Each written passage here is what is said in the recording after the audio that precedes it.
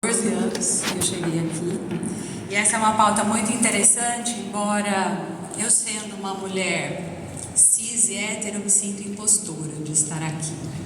É importante reconhecer isso enquanto lugar de fala, né? Porque do ponto de vista social eu sou protegida nesse campo, né? Mas também entendo que nós temos pessoas maravilhosas e fantásticas no meio LGBTQIA+, que também não topam vir aqui porque tem muito medo. O Brasil mata muita gente que defende direitos humanos, né? Então eu também entendo esse lugar, né? Que às vezes, não sendo uma pessoa que vive o preconceito da diversidade sexual, preciso me aliar à causa, né? Até porque sou mãe de 2 meninas pan, e também porque lido com a questão LGBTQIA+, diariamente, tanto em sala de aula, como no contexto da saúde, do consultório e no campo da pesquisa também. Então vejam, né, a gente precisa reconhecer a bolha social que a gente pertence, né? E aí, no campo das vulnerabilidades, o que me fere é, numa sociedade tão violenta como a nossa, ser mulher e proletária, né? E viver num país violento em desenvolvimento. Mas enfim, também estou aqui como profissional da área da saúde para trazer alguns dados horripilantes nesse cenário. E imagino também aqui, como temos diversos profissionais da área da saúde, de segurança e agentes políticos, que a gente também possa fazer alguma coisa com esses dados, né, que são escassos. E isso também é mais uma maneira de invisibilizar a população, né? Enfim, quando a gente fala saúde, a gente precisa lembrar do conceito da Organização Mundial de Saúde, né? Enxergar a saúde de uma forma biopsicossocial e espiritual, embora a OMS ainda fica lá receosa de trazer o conceito da espiritualidade, né? Até porque muita gente acha que espiritualidade é falar de religião, e religião é uma possibilidade dentro da espiritualidade, né?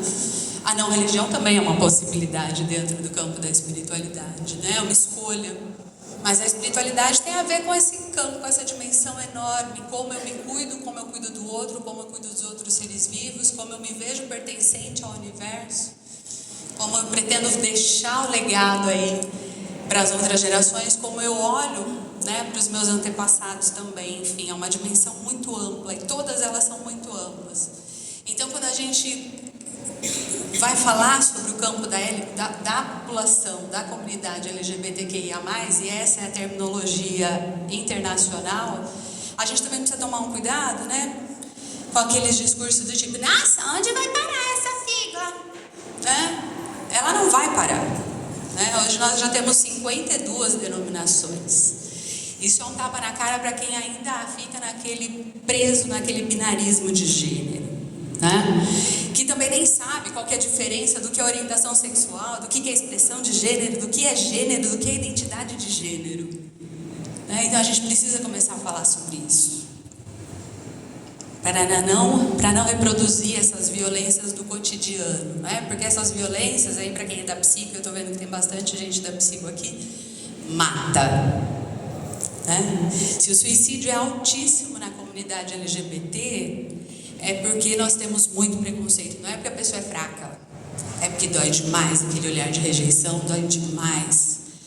Aquela piada, e eu faço entre aspas porque não é piada, né? Ninguém escolhe ocupar, né, uma situação, uma condição no campo LGBT. Então a gente precisa inclusive tomar cuidado com o discurso, né? Porque é muito comum a gente ouvir como se fosse escolha, né? Ah, é a sua opção sexual. Porra, que desgraça é essa? Você acha mesmo que alguém vai escolher ser LGBT no país que mais mata?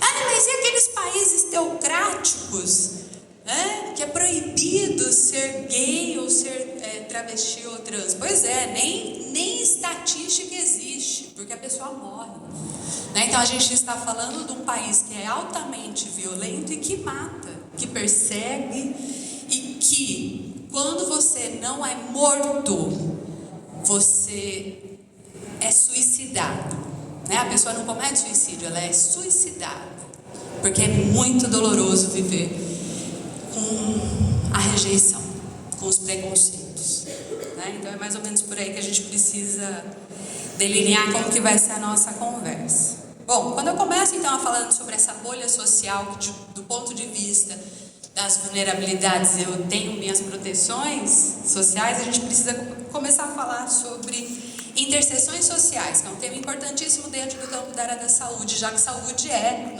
se preocupa com todas essas dimensões biopsicossociais e espirituais.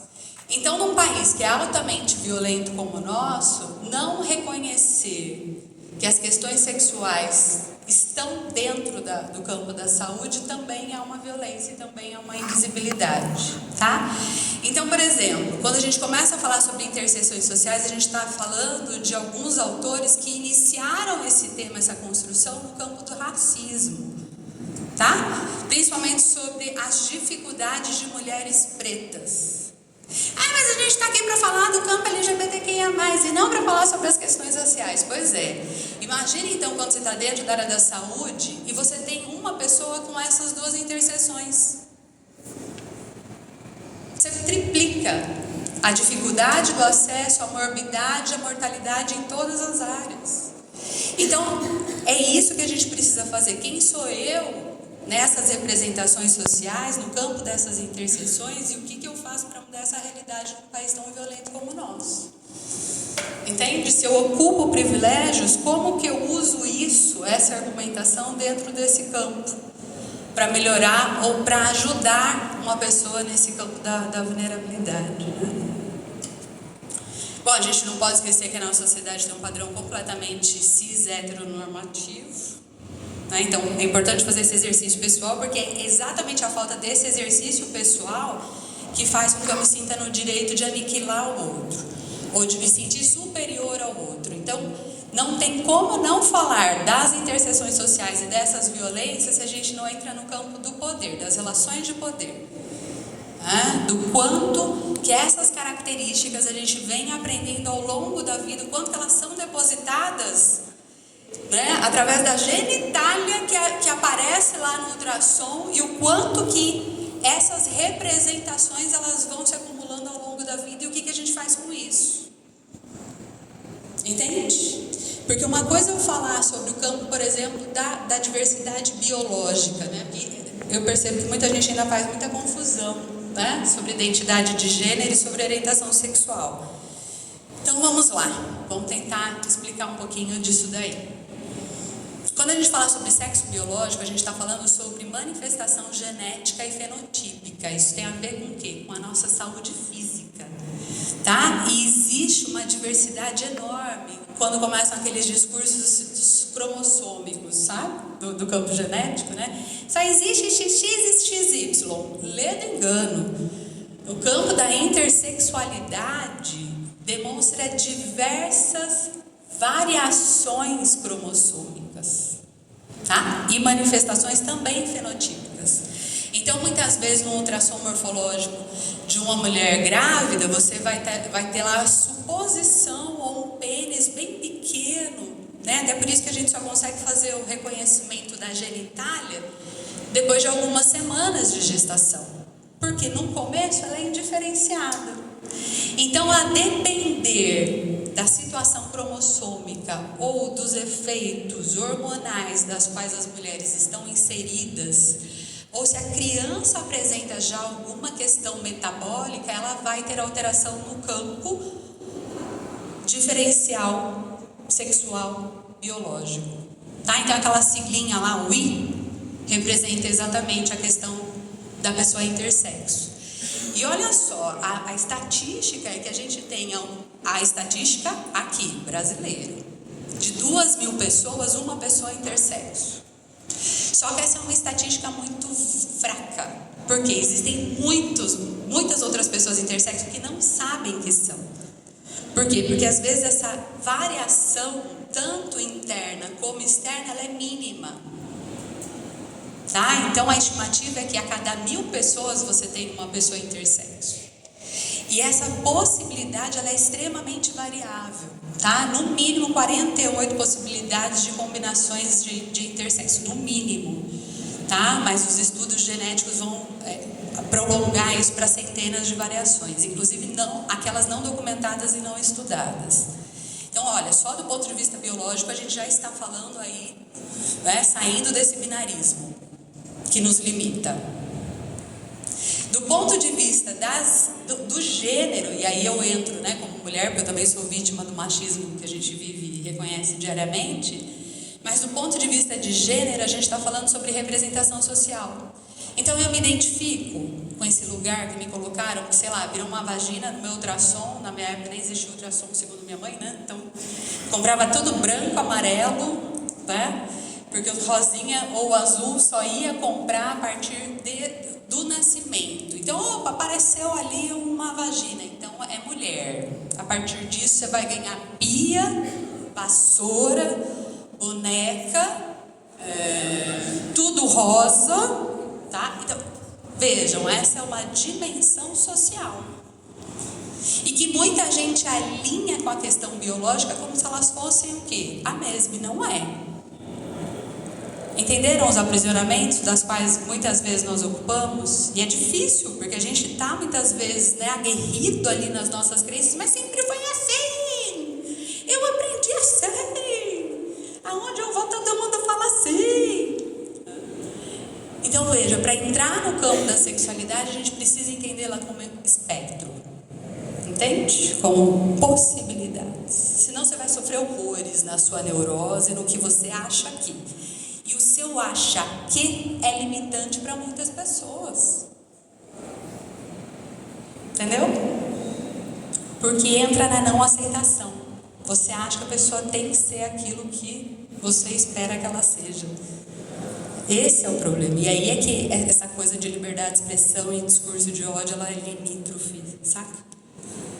Porque não é quando você fere o outro.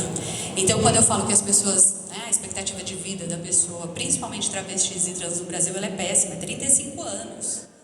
Num país em que é 75 a expectativa de vida. Porque quando ela não é morta, ela é suicidada, é desse lugar que a gente está falando. Dessas violências do cotidiano, e que nem sempre nós estamos atentos. Porque eu percebo no meu dia a dia, sendo mulher, o quê? Mulheres machistas, muitas vezes, querendo me tirar desse lugar. Ou então recebo as violências no sentido, a Bruna é meio macho, olha o jeito que ela fala, olha como ela se posiciona, e eu estou falando de uma outra dimensão, que é a expressão de gênero, e é proposital. Né? Porque parece que a gente precisa se esforçar sobre-humanamente para ser ouvida. Então, olha a merda, porque nesse lugar das vulnerabilidades sociais, se a gente vai somando, né, uma pessoa travesti, uma mulher trans, preta, pobre, ela praticamente não tem os seus direitos assegurados. Ou a morbidade, a mortalidade dela é muito maior. Então é muito preocupante as estatísticas nesse ponto, tá? Inclusive dentro da área da saúde. Porque muitas pessoas saem dos serviços em que elas ocupam, principalmente aquelas com doenças crônicas ou aquelas que às vezes precisam em busca de ajuda, porque muitas vezes a equipe tem os seus preconceitos arraigados e vai tratar diferente, tá? Então, do ponto de vista estatístico, até o tempo das consultas para as vulnerabilidades, e quando eu falo vulnerabilidades, eu estou nesse espaço, tá? Raça, idade, gênero, pessoa LGBTQIA+, eu estou falando dessa amplitude. A somatória dessas vulnerabilidades vai diminuindo cada vez mais a dedicação, inclusive, dos profissionais que não dão conta do quanto eles também são preconceituosos. Só para vocês terem ideia, né? E aí o campo do racismo está muito mais avançado em termos estatísticos do que da população LGBTQIA+. Mas o estudo do ano passado, o Datafolha, trouxe uma estatística horrorosa. 98% dos entrevistados disseram no Brasil que tem racismo no Brasil. 84% disse que esse brasileiro é racista. Aí quando eu pergunto a ele, você é racista? Não. Ué, se a gente parte de uma sociedade racista, então a gente precisa entender que nós reproduzimos isso e às vezes a gente não está nem consciente disso, saca? Isso na questão racial. O foco aqui, teoricamente, é para falar sobre as questões LGBTs. Então, imagina uma pessoa preta LGBT. Entende? É desse lugar que a gente precisa começar a tomar muito cuidado, né? Porque nós reproduzimos sim. A gente só não está consciente. A Sarah Wagner, que é uma mulher maravilhosa também, dentro do campo LGBTQIA+, ela fala isso, todos nós somos. Isso é uma constatação, não é uma acusação. Talvez um no menor grau que o outro, um mais consciente que o outro. É desse lugar que a gente precisa furar a bolha, saca? Quando eu começo a falar sobre esse lugar de me sentir o quê? Olha, eu não me sinto pertencente, mas eu também reconheço que assim, quem poderia estar aqui não está porque tem medo. Medo de ser morta, de ser perseguida. Compreende?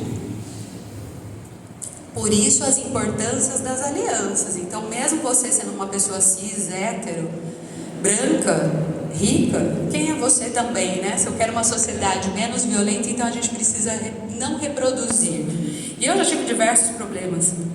E problemas que eu crio e que eu adoro nesse campo, né? Então, por exemplo, eu sou persona não grata, né?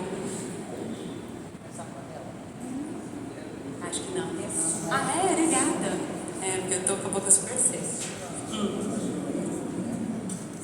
Eu me lembro quando eu cheguei aqui, e aí, numa roda de amigos, assim, né? Um churrasco, convidaram eu, meu marido e minhas filhas para ir, e também um monte de criancinha pequenininha, né? Os seus pais, né? E o pessoal da área do direito, né? Inclusive defensor público, procurador, promotor. E aí, num determinado momento, tá passando na televisão um jogo de futebol e uma pessoa vira e fala assim, um desses representantes aí da área do direito, da justiça.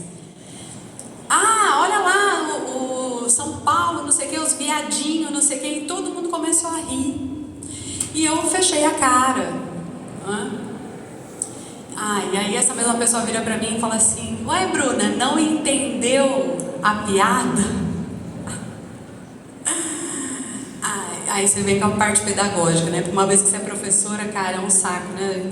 A gente precisa exercer isso, né? Além de homofóbico, ele foi machista comigo, né? Me pôs num lugar do tipo, você é burra? Não entendeu? Quer que eu explique? Eu falei assim, entendi sim. Eu falei assim, mas eu não consigo rir, porque isso pra mim não é piada, né? Eu lido com essas violências todos os dias. Inclusive seus filhos e minhas filhas estão aqui ouvindo. Eles ainda estão numa idade que eles não sabem qual a orientação sexual deles. E você pode estar matando um pouquinho minhas filhas e os seus filhos com esse tipo de comentário. Foi ótimo, por isso que eu falo que eu sou persona não grata, né? Porque é claro que eu nunca mais vou ser convidada para esses espaços. E eu agradeço, né? Porque é isso, minhas filhas jamais, né, nesse campo serão oprimidas dentro de casa, jamais, né? Tanto que elas têm a segurança de assegurar a pansexualidade às duas, o que eu acho fantástico. Por quê? Porque elas não precisam mesmo viver, né, serem restritas, né? Elas também são mais estudiosas, inclusive que muitos profissionais da área da saúde que reproduzem isso, né? No campo que deveria ser do cuidar, acaba descuidando. Entende? E por quê? Porque não agencia as próprias crenças. Então é desse lugar que a gente precisa falar. O que você acha, o que você pensa, você precisa desconstruir. Até porque a gente está falando da saúde, quando a gente usa, é só estudar um pouquinho de SUS para a gente entender o que é isso. Para além do cuidado da saúde física, a gente também está falando dessa saúde dimensional, multifatorial e multidimensional. Então você também mata um pouquinho quando você diminui o tempo da consulta e quando você não está atento no que a gente chama de estresse das minorias. Já ouviram falar nesse conceito? Estresse das minorias. O que é o estresse das minorias? Uma pessoa que vive nessa vulnerabilidade, ela vive sob estado de tensão e estresse o tempo inteiro. Porque apanha na rua, porque é motivo de bullying desde muito cedo. Isso quando não começa com as pressões dentro de casa. Mariquinha, mulherzinha. Então, ó o medo, parece que eu estou sempre errado. Entende? Que lugar é esse? de acabar com a violência, com a sanidade. O quanto que a gente reproduz essas violências e nem sempre você está consciente. Por quê? Porque você ouviu, sei lá, seu pai, sua mãe, o padre, o pastor, sei lá quem foi que falou isso. Baseado em quê? Preconceito. Então esse estresse das minorias nada mais é do que esse estado de alerta e vigilância, né? Eu, não sendo uma mulher preta, não sei o que é ser vigiada no supermercado. Ficar tensa, ai meu Deus, será que minha bolsa está aberta? Vão pensar que eu roubei alguma coisa, que é o estado de vigilância que a pessoa preta usa. Ou da pessoa LGBTQIA+, que vai ser rejeitada muitas vezes no serviço de saúde. E na vida, isso quando está expulso dentro de casa, que teoricamente é um lugar ali de proteção, né? Do amor incondicional. Pensem bem, né? Quem aqui ainda não tem filhos e um dia pretende ter, que lugar é esse? Está pronto para aceitar esse pacote diverso que chega na nossa vida? Que não vai ser o que você quer. Então quando a gente fala de amor incondicional, não é o que você quer, é como a pessoa se apresenta. Por isso que jamais você tem que falar de opção sexual, porque ninguém vai escolher viver num país tão violento que mata o tempo inteiro. Entenderam? Parece uma coisa tão óbvia, né? Agora a gente precisa exercitar isso, a gente precisa exercer esse lugar.